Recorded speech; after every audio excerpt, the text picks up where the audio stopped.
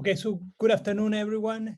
Thank you for all of you to connect to this last grand round from LACES. This is the first time we're going to do like a sort of journal club in which we will be discussing the FAME3 trial, in which we have invited Dr. Patrick Myers and Dr. Mamas, both of them references in the area of cardiovascular surgery and cardiovascular interventional procedures, and it is an honor for them to have accepted our invitation.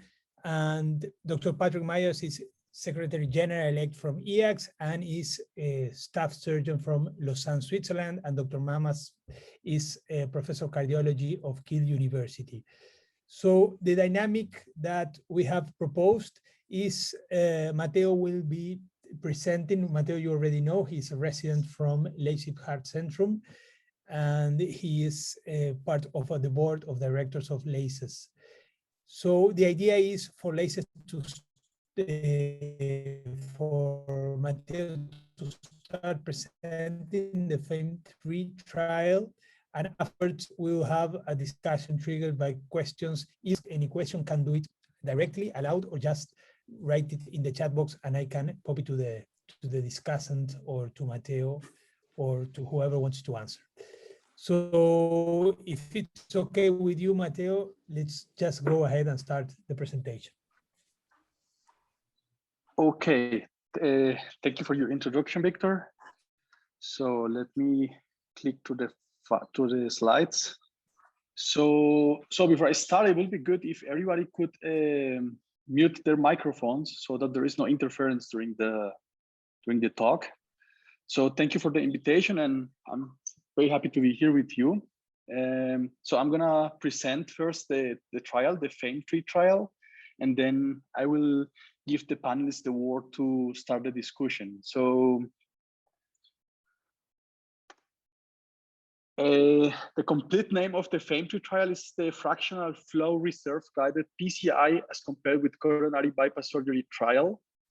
And it's performed by the FAME3 investigators. It's basically a multidisciplinary and actually multi-institutional group.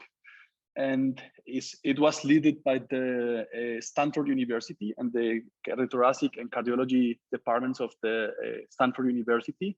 So what's the background and the study rationale of this study?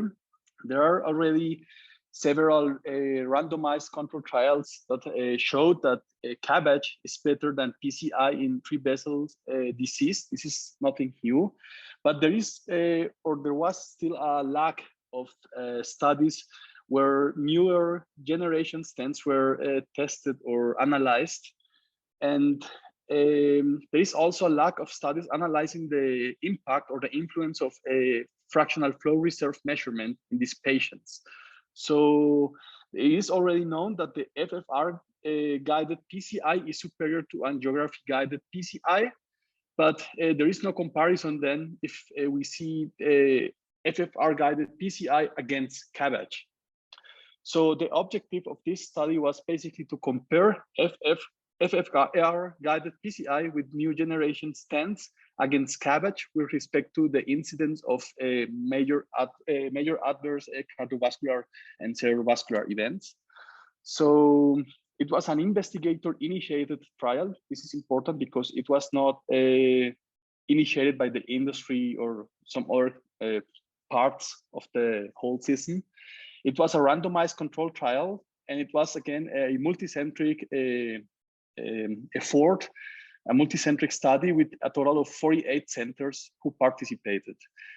It was led by the Stanford University, but it was funded by Medtronic and Abbott Vascular, but none of these two companies have any role or participation in the study design and conduction. And again, the Stanford University oversaw the conduction of the trial. So it was a 1-to-1 randomization of the patients with 3-vessel disease to Cabbage or FFR guided PCI. And the patients included were patients with angiographically higher than 50% stenosis lesions that were amenable for both PCI and Cabbage. no involvement of the left main, and randomization was also based on diabetes status and the site of the patient being included into the study. So what were the exclusion criteria? Patients with recent STEMI, patients with a heart failure and an ejection fraction lower than 30%, and patients in cardiogenic shock. Some aspects regarding Cabbage. It was just, I mean, every center was free to perform the procedure as they usually do it in their center. But the study organizers highly recommended and encouraged the participants to perform complete arterial revascularization.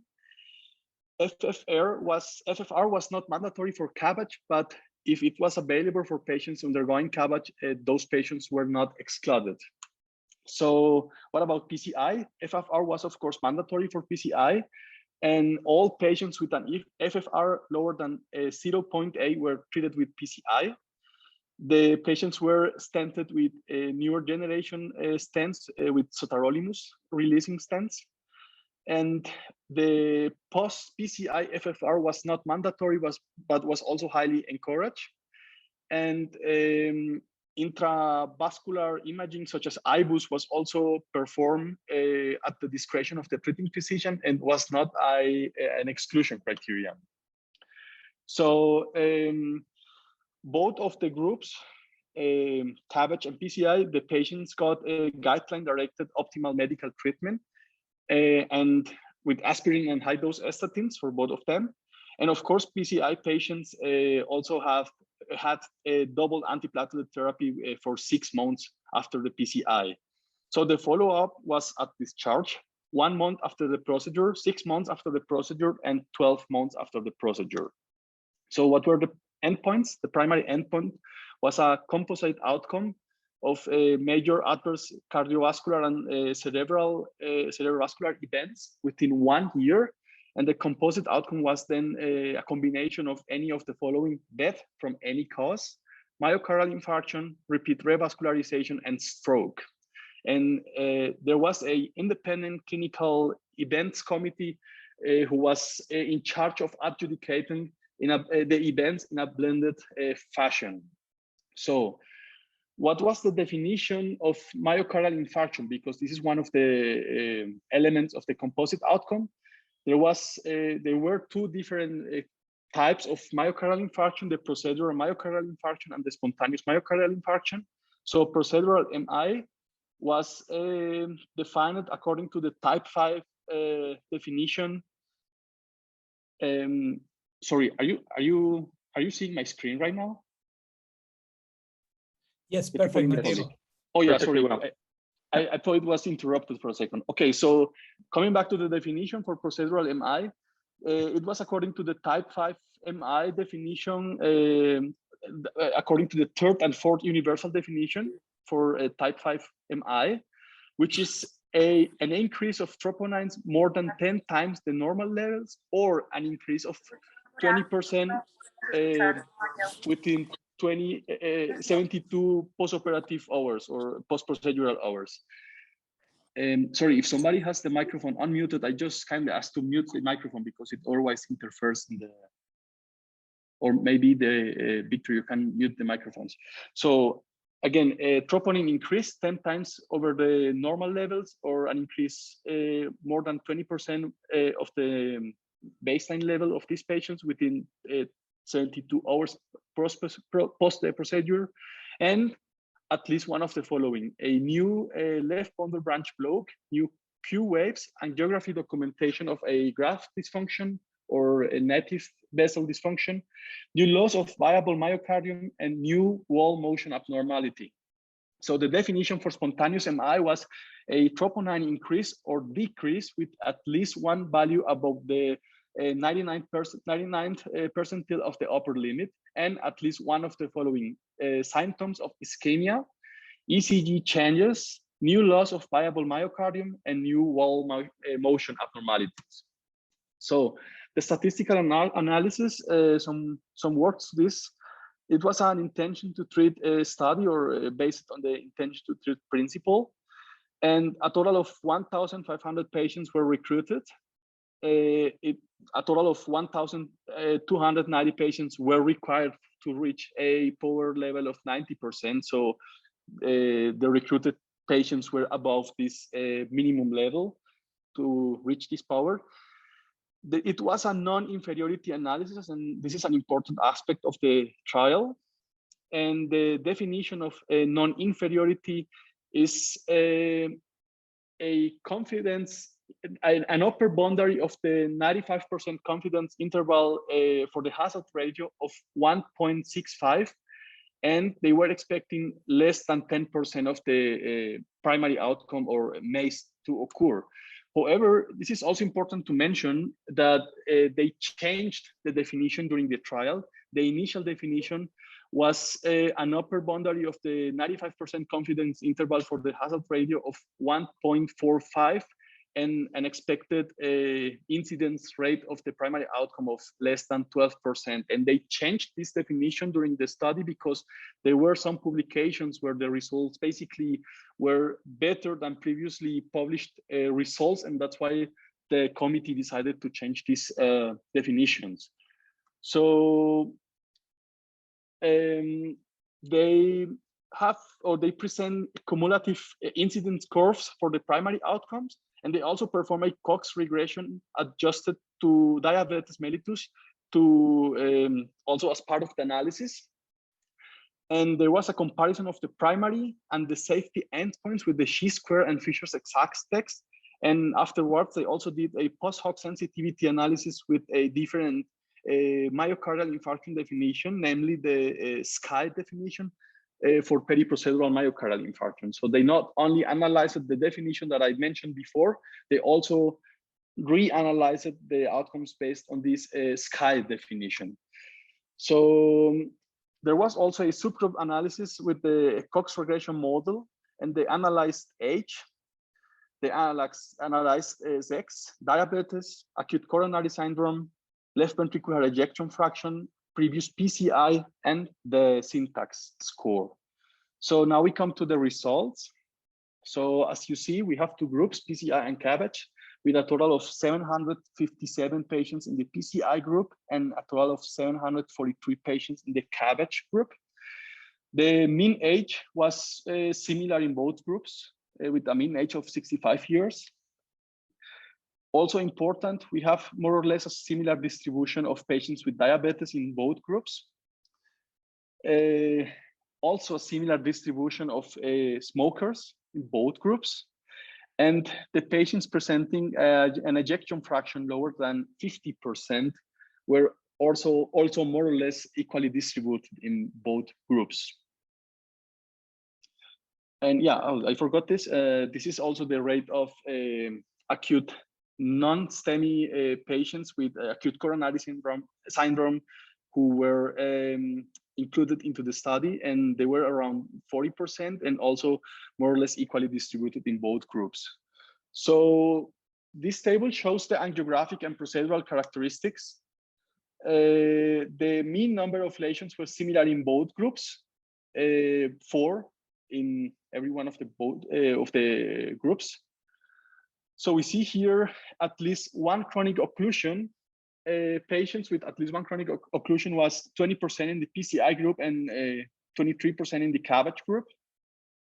The syntax score was 26 in the PCI group and 25.8 in the Cabbage group, pretty similar.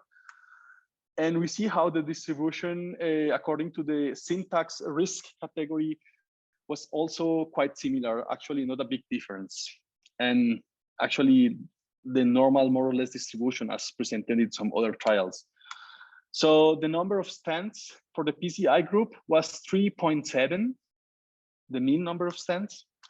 And the intravascular imaging used in this PCI group was actually only 11% of the patients, which actually I was actually expecting it to be used more frequently, but still a very low rate use of intravascular imaging. So for Cabbage, only 25% or 24% of the patients had multiple arterial grafts. We have a mean number of distal anastomoses of 3.4. The use of the left internal thoracic artery was in almost all the patients, 97% of the patients. And FFR used before Cabbage was in 10% of the patients. So the follow-up was 99.7% complete at 1 year. And the non-inferiority for PCI was not achieved. We see a primary endpoint at 1 year being a PCI, or the primary endpoint was present in the PCI group in 10.6% of the patients, and in the Cabbage group, 6.9% of the patients. And this makes a hazard ratio of 1.5 with a confidence interval of 1.1 to 2.2 and a p-value of 0.35. So again, the non-inferiority for PCI was not achieved.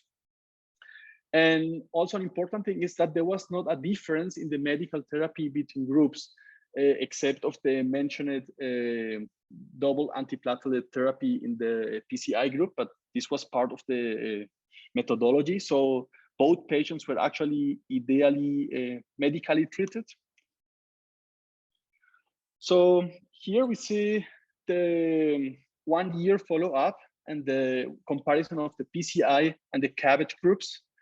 And again, the non-inferiority was not reached for a PCI, and we see how the Cabbage group is the red line, and is the occurrence of the MACE was actually lower than the blue line for the PCI group.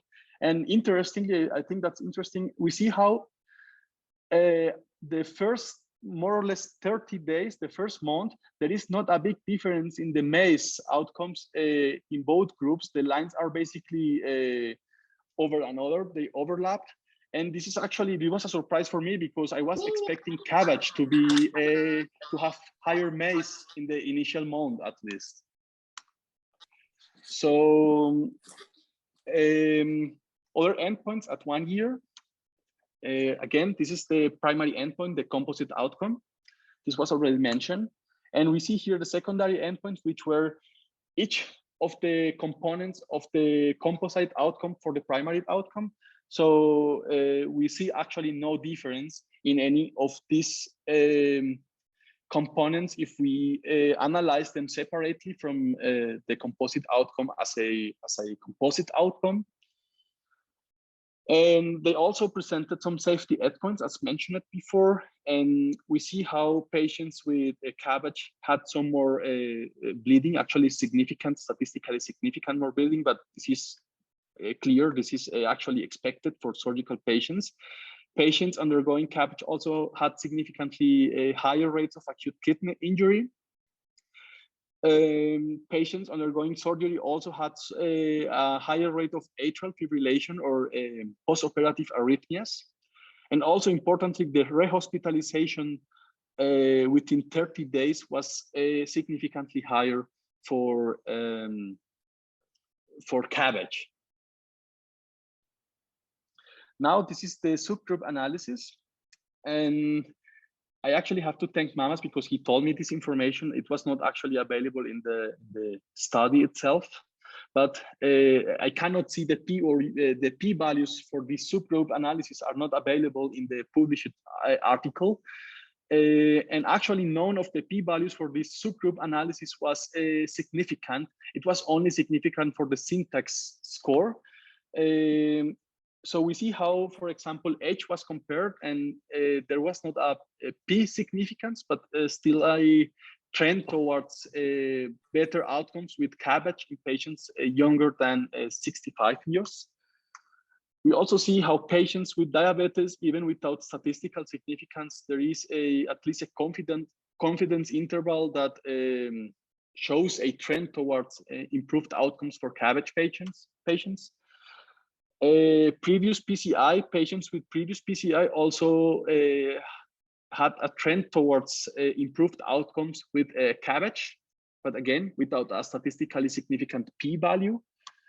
And the syntax score, we actually don't see here, or I see only as I can interpret this. I mean, the experts will let me know soon in the discussion, but I see how for the intermediate syntax score, they had a benefit from Cabbage, but we see how the higher syntax score actually crosses the middle line. So it's actually unclear this benefit, and the same for the low syntax score patients.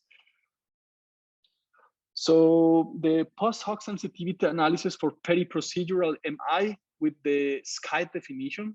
Remember that they initially used the universal definition, and this is now with the SCAI definition. It showed a peri-procedural MI incidence of 14.3% for Cabbage patients and 10.5% for FFR-guided PCI patients. So this is important because it's a clear sign of how the definition is actually very important, and it matters and can change the results and how we interpret a trial. So what's the conclusion of this trial? The authors conclude that in patients with 3-vessel coronary artery disease, FFR-guided PCI was not found to be non-inferior to Cabbage with respect to the incidence of a composite of death, myocardial infarction, stroke, or repeat revascularization within 1 year following the intervention. Thank you very much.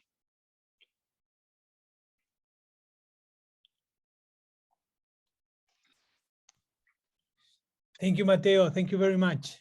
Very, very good presentation.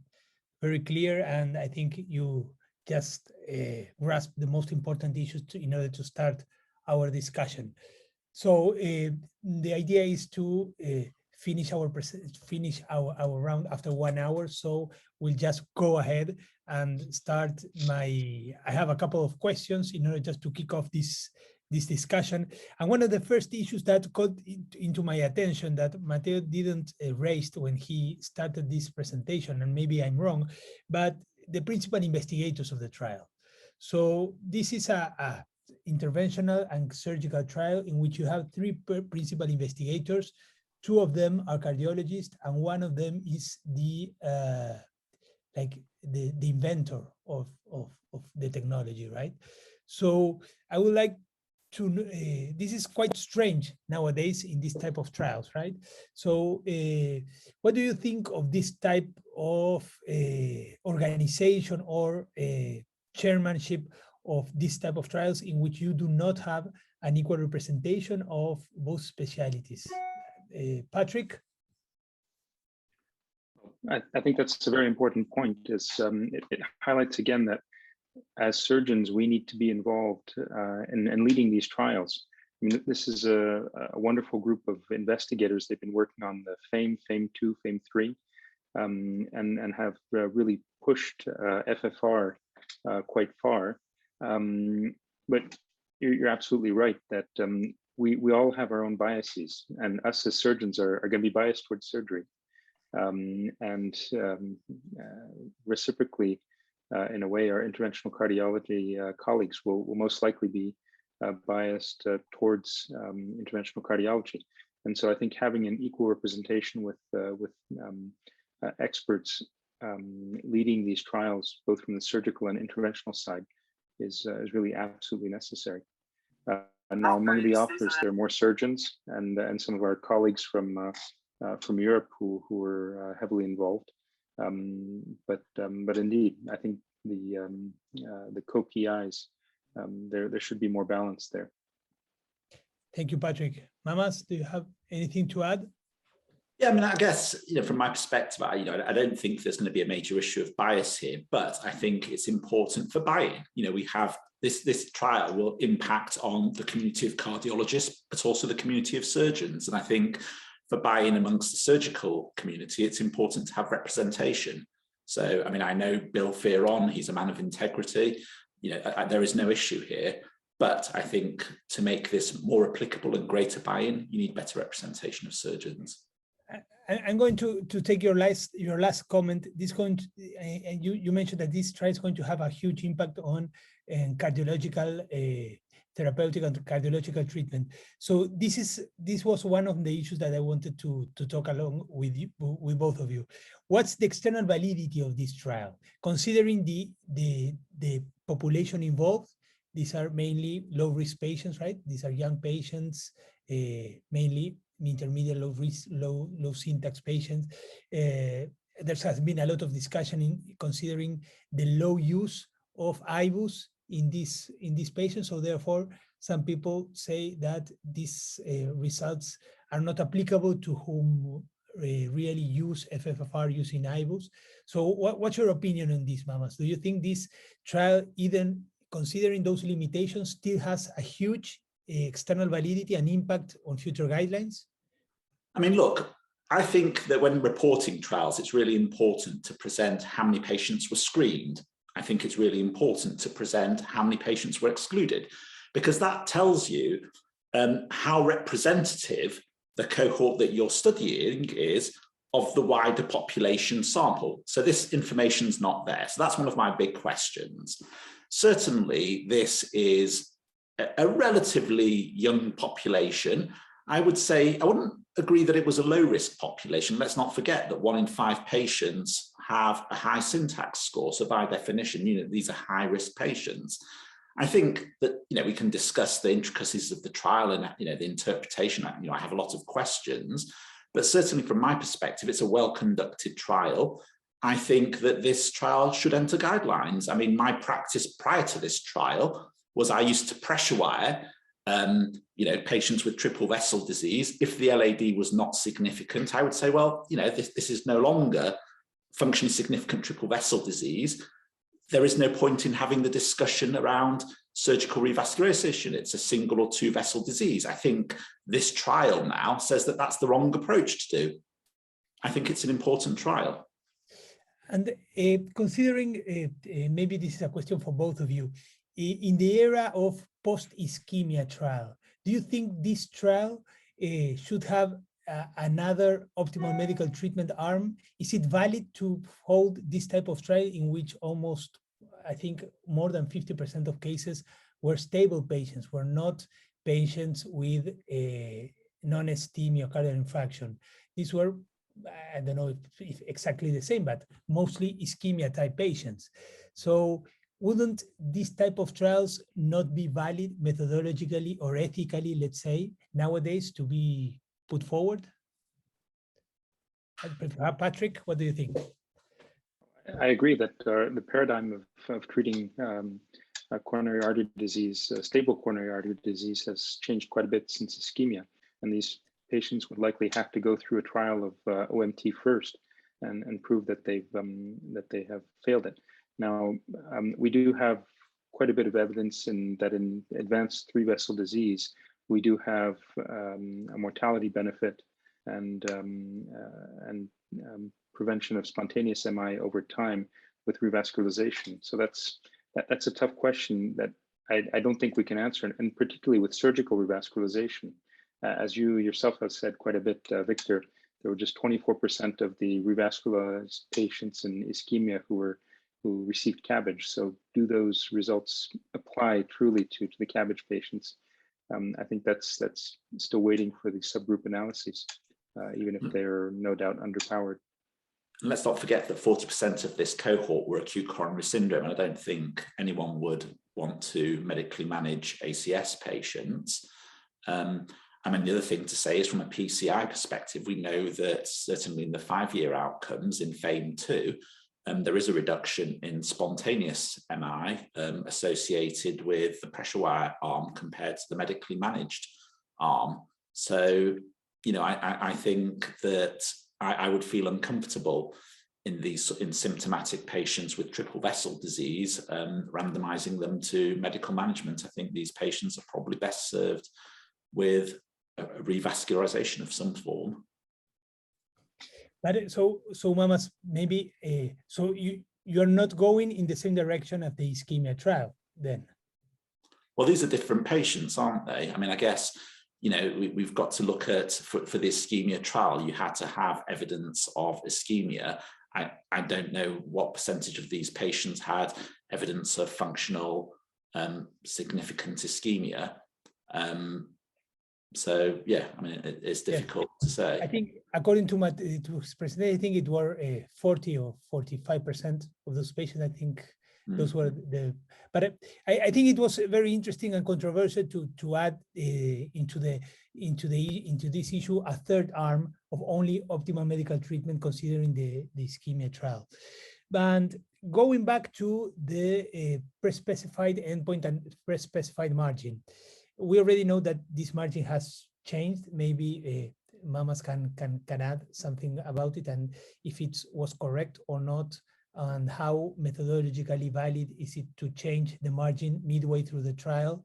And one other thing is how wide is this margin? This was mainly criticized a lot by Sanjay, who mentioned that 1.65 is a huge margin in order to consider for a I would agree with that. I mean, that's one of the big discussions, isn't it, for non-inferiority trials? What is the margin that you use? I mean, if I was a patient and someone said to me, you're entering a trial where, you know, even a 45% difference is considered non-inferior, you know, I would have concerns. You know, to my mind, a 45% or 60% increase in hazard for your primary endpoint, you know, can never be non-inferior. So I would always say to people in this webinar that when looking at clinical trials, particularly ones powered for non-inferiority, it's really important to look at the non-inferior margins, because you have a situation like this where, you know, had a couple more events happen. So the fragility index of this trial was 6,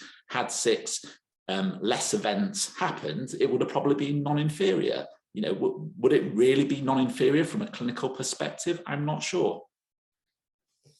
And maybe I ask Patrick, so is this trial non-inferior or is it superior for surgery? That, I think Sanjay had the let's say the most developed answer on Twitter. I consider myself completely incapable of answering that question. It's definitely not non-inferior, but that seems like Jedi mind tricks.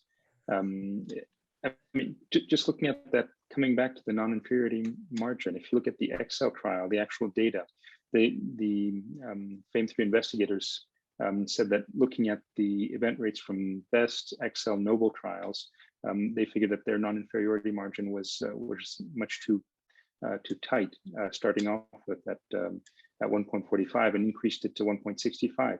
But Excel actually had a relative risk of 1.38, and they didn't even include repeat revascularization. So that was already more stringent than the initial non-inferiority margin. Noble, they included repeat revascularization in their primary endpoint, and they had a hazard ratio of 1.35 for their non-inferiority margin.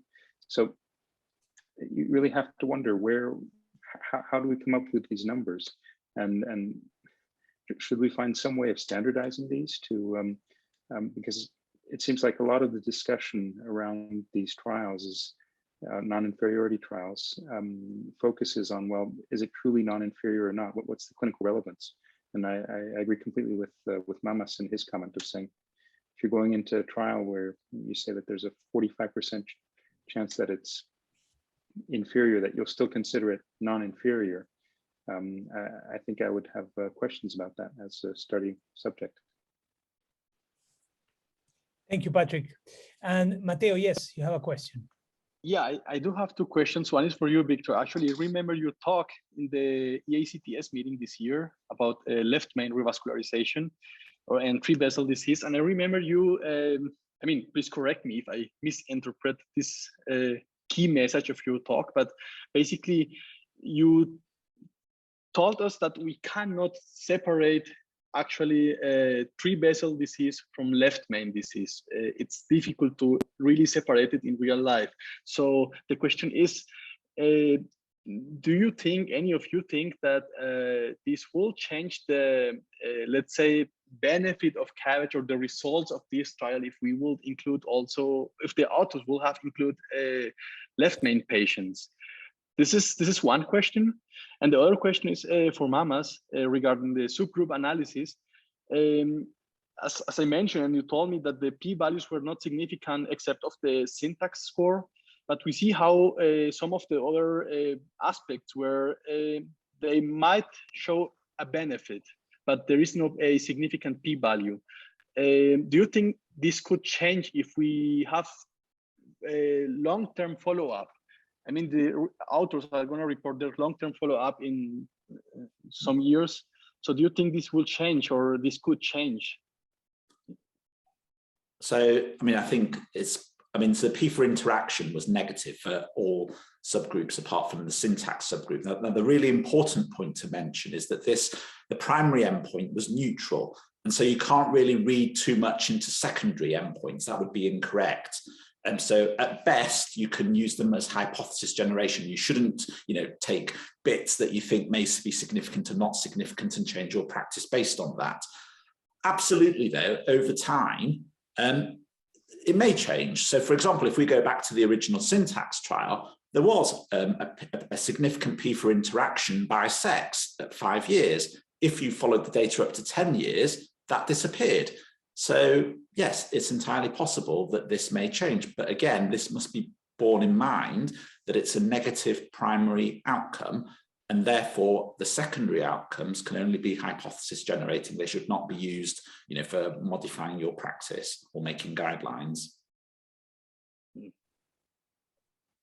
That's a very important issue. And regarding left main and three vessel disease, let's remember, as you said, this trial excluded patients with left main, right? So, and the main issue why it's very difficult to exclude patients with left main from three vessel disease, and I'm not going to expand a lot because if not, I will take all the resting time on this issue. There are several reasons, right? But one of the most important reasons is that there is, in the famous meta-analysis from Head and collaborators published in Lancet, in which they included all patients with left three vessel disease and left main stenosis, they find no interaction in patients with left main disease. Which what that shows, as Mama says, is that that's not a separate group from the main conclusion of the paper. So that, along with the concomitant of the presence of lesions, like it's impossible if you're going to try to see patients with isolated left main stenosis, you get only 10–15% of the patients. Most of them have also concomitant vessels disease, and you generally treat those patients. So how are you going to separate this? Is very difficult from my point of view. But just to go on forward and to take this issue that Mama said, if you fail to show your primary outcome, then all your other outcomes are only hypothesis generated. And although New England Journal of Medicine does not allow to put what the authors mentioned at TTC in their conclusion slide, the New England Journal of Medicine just puts or demands to put in their conclusion the conclusion or the result of the primary outcome. The authors at TCT in the last slide, they made a lot of emphasis on the probable positive outcomes of PCI in patients with low and intermediate syntax score according to your subgroup analysis. So my question is, how valid is this conclusion from the authors? Because I consider the presentation from the authors excellent till I found the last slide. And my personal opinion is that, as Mama said, if you have your primary outcome is negative, then everything is hypothesis generated.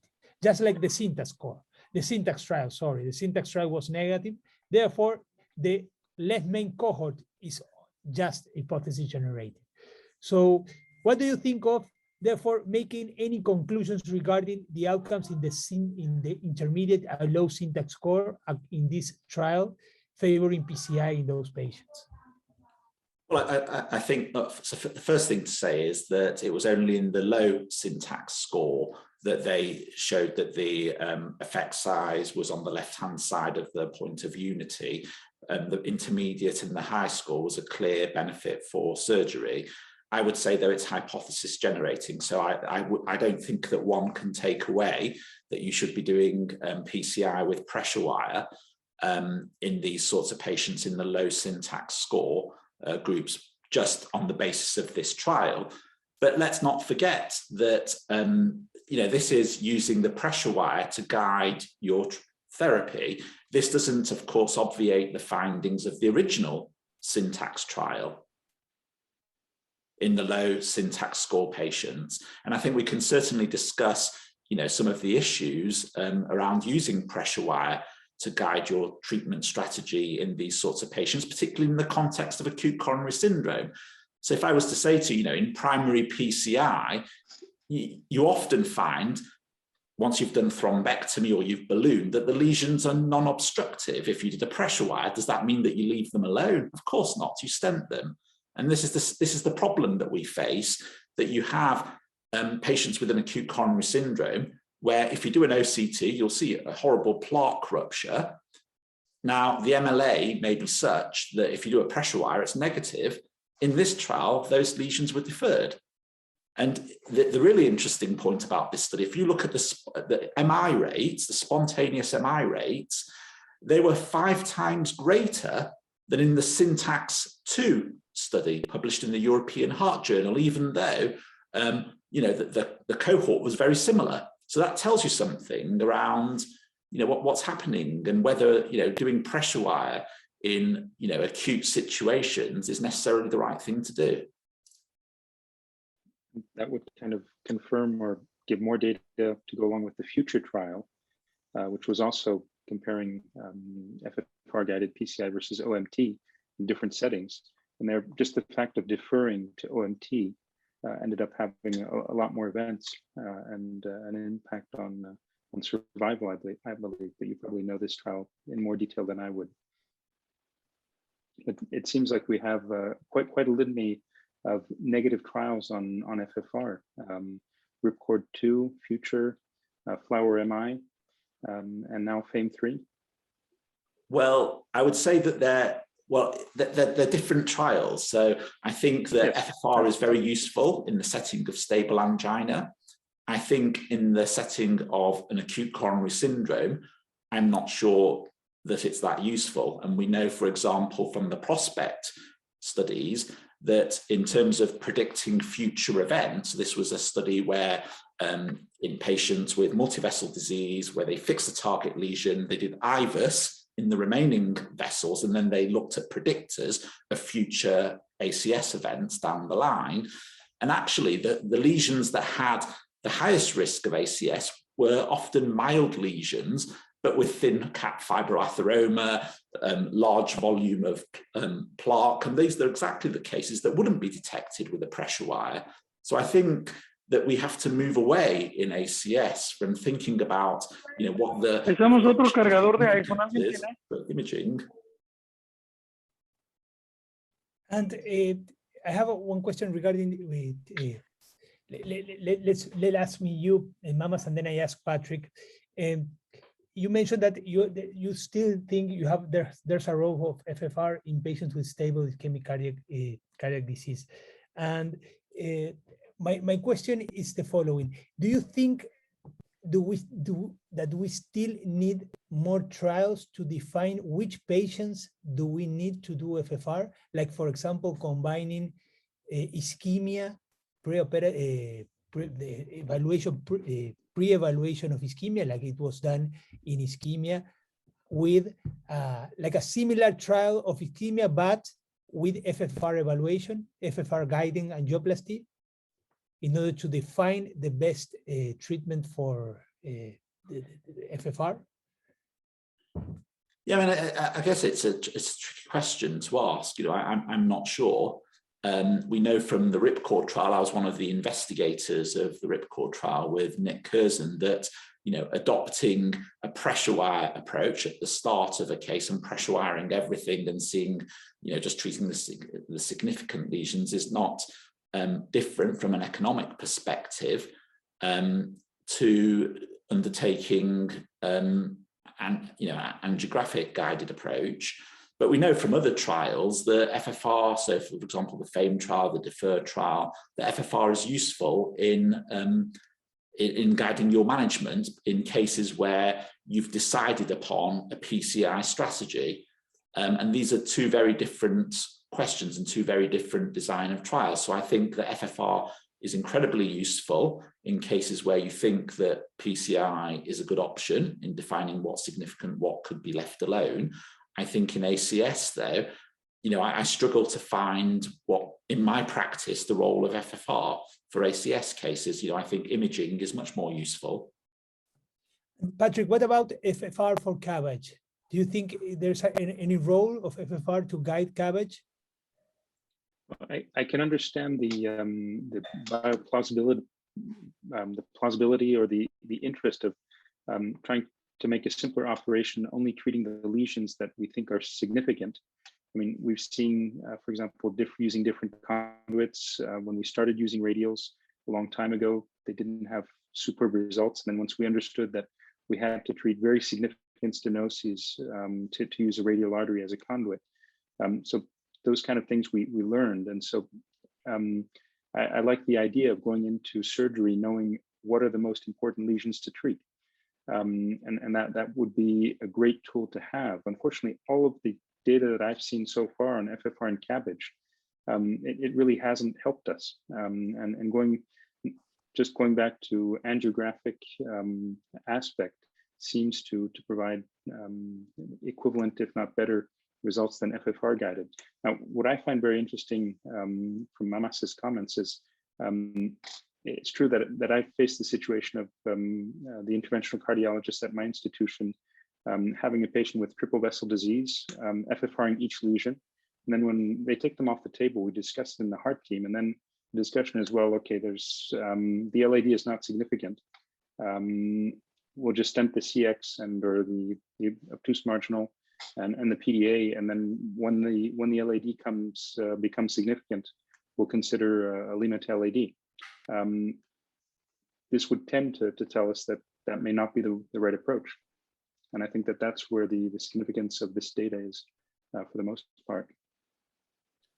Yeah, I mean, I guess from my perspective, the key question I have, and I asked Bill Fear on this in my TCTMD interview, was what were the worst outcomes driven by? Is it by the case that Patrick just said with deferral?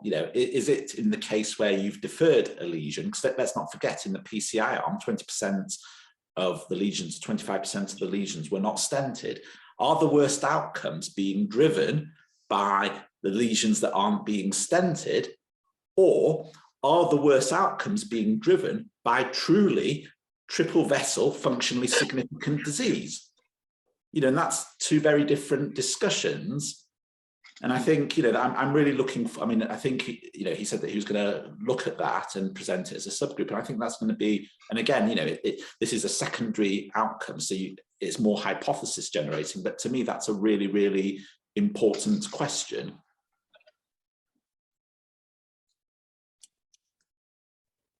Do you think, Patrick, that for us surgeons, when we are going to revascularize a patient, is it more important of course, it's best if we have all the data, right? But would you rely more on preoperative ischemia studies, functional studies, than data that may give you through FFR?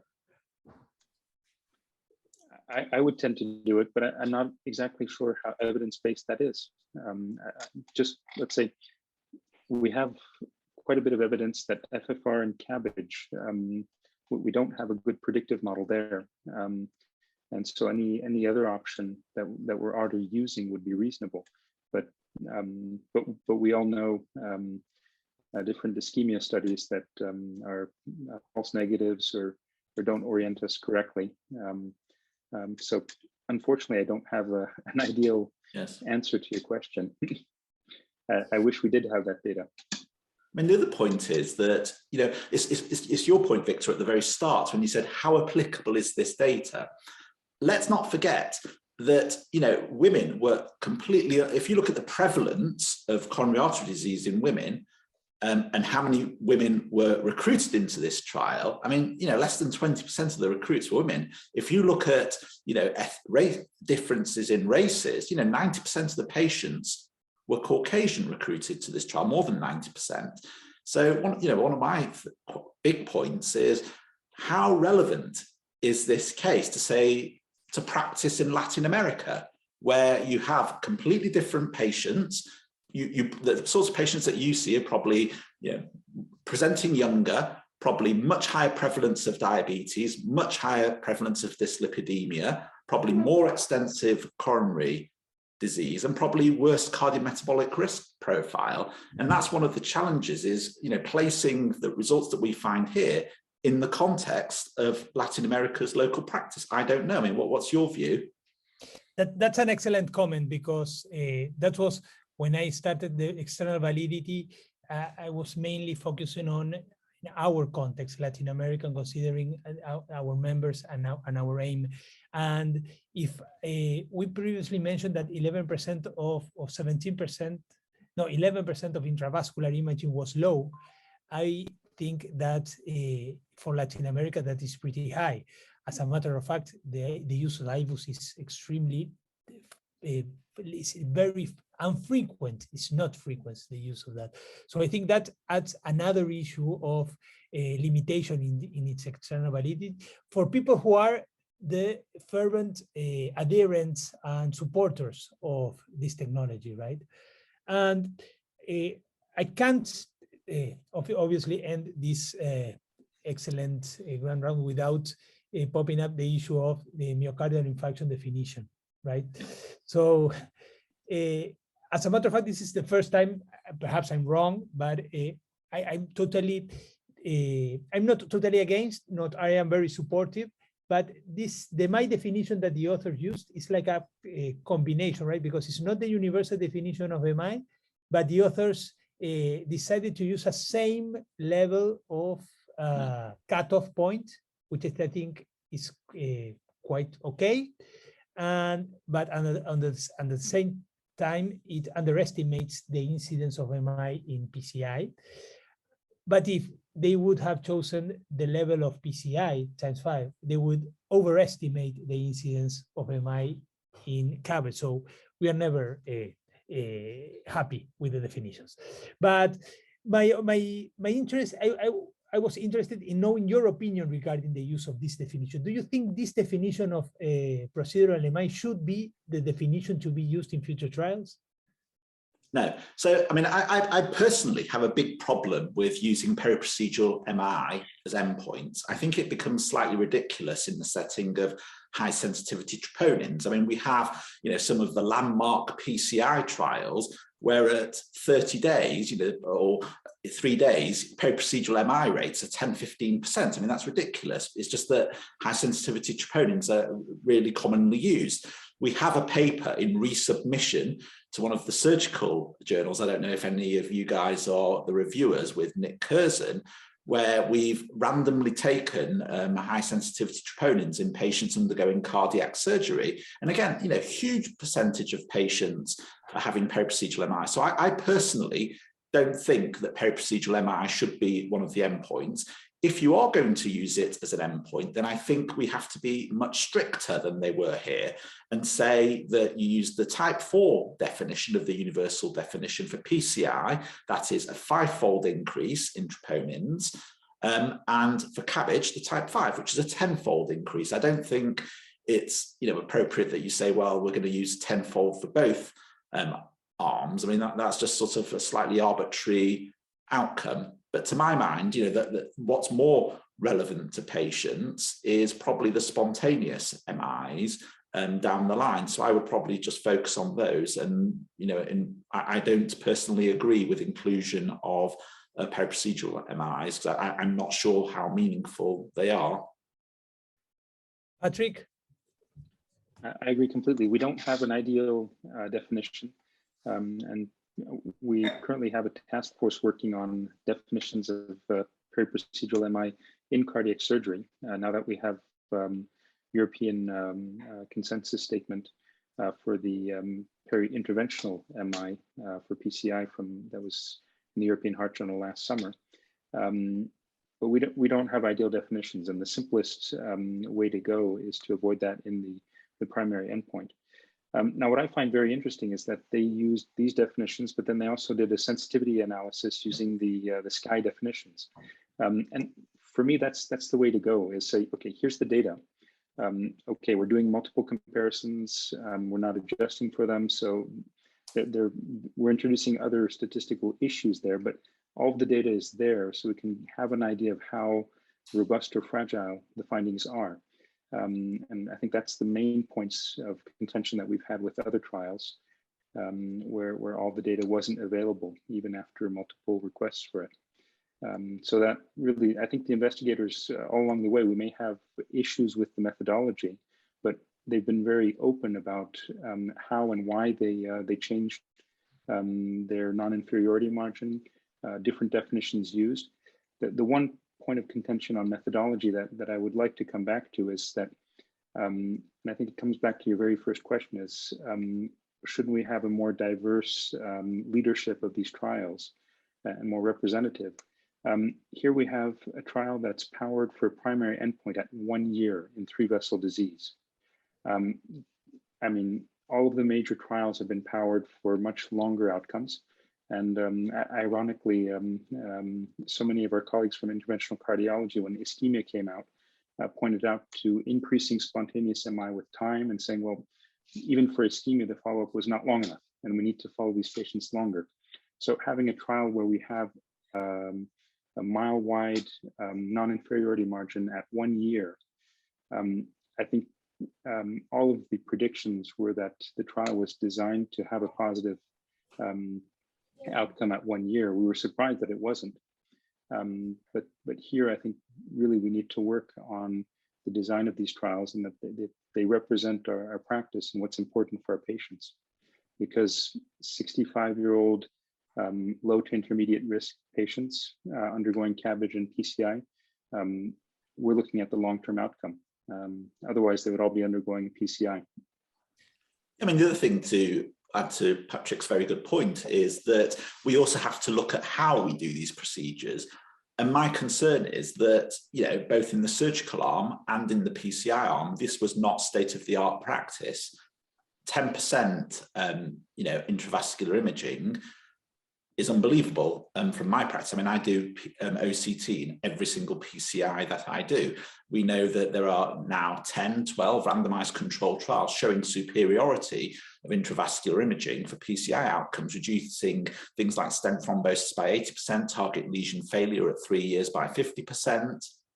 Again, for surgery, we, you know, the number of patients, and, you know, again, I pass it over to the surgeons, having multi-arterial grafts seemed incredibly low in this trial. I don't know if this is something that surprised you guys, but this is not really best practices, and this is not really the way that I would want to be treated, whether I was having surgery or PCI in this trial. I agree completely. I'd say that the one data point that I learned just recently, just 10 days ago, Faisal Bakin, one of the preeminent coronary surgeons from the Cleveland Clinic, reported on, he's a fervent, just as I am, of multi-arterial grafting.